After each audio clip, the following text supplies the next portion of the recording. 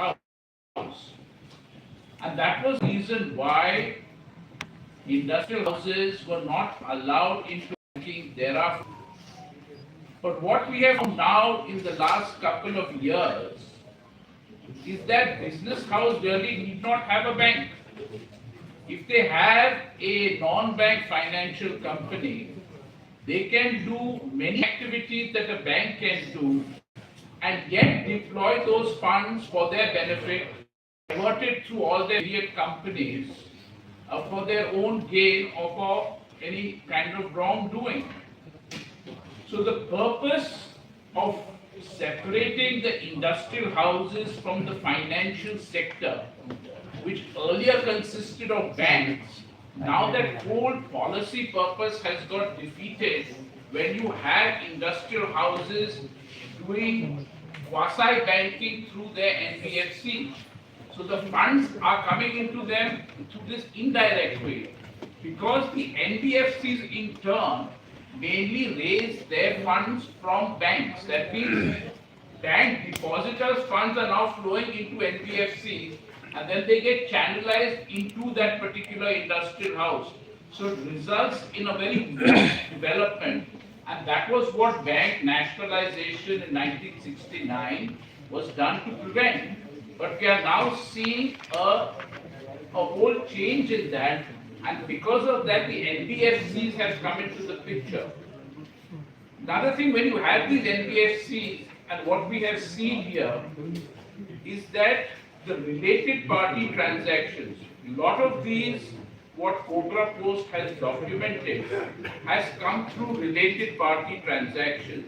Now, mind you, regulators are fully aware that it is through related party transactions that either promoters or executives siphon off money or they divert it through other purposes. And they have also implemented a lot of regulatory changes to monitor this. But what is interesting to note in this case is that the regulators have not caught this here.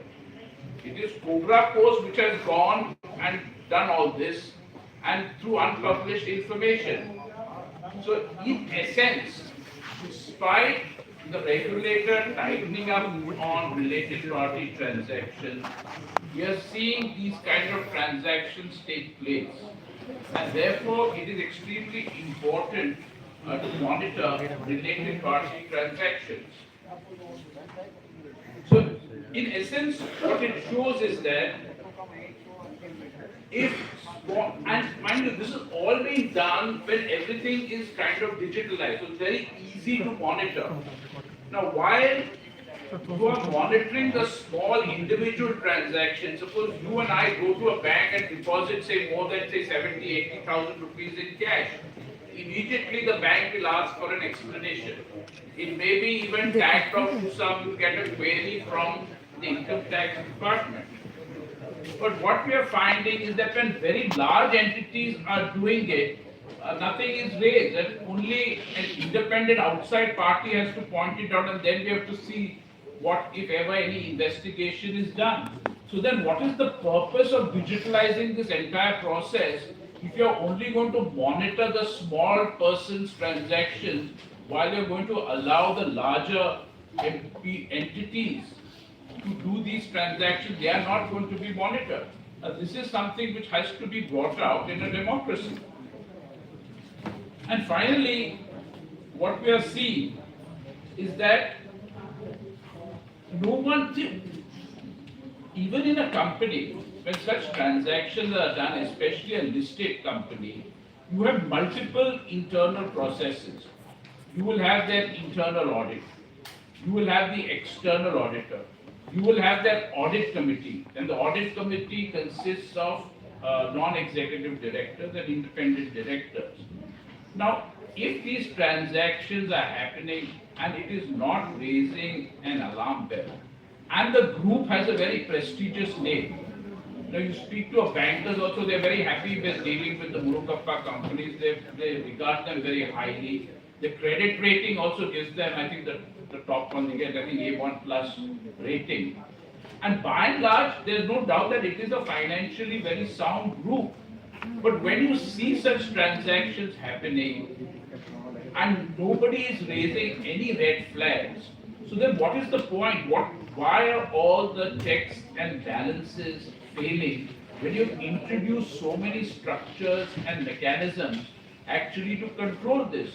Why does it need someone sitting totally on the outside to go and dig out all this? So what are all these checks and balances which are implemented and conceived exactly to stop this?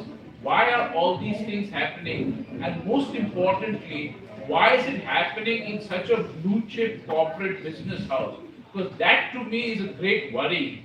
And I think we need definitely external agencies to look into this, to look into the kind of details and the evidence that Cobra Post has done, and then they should bring it out. You know, how much of this is relevant, how much of this is valid or not.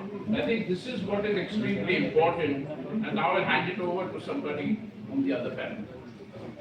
Thanks a lot. Thanks a lot. Thank you.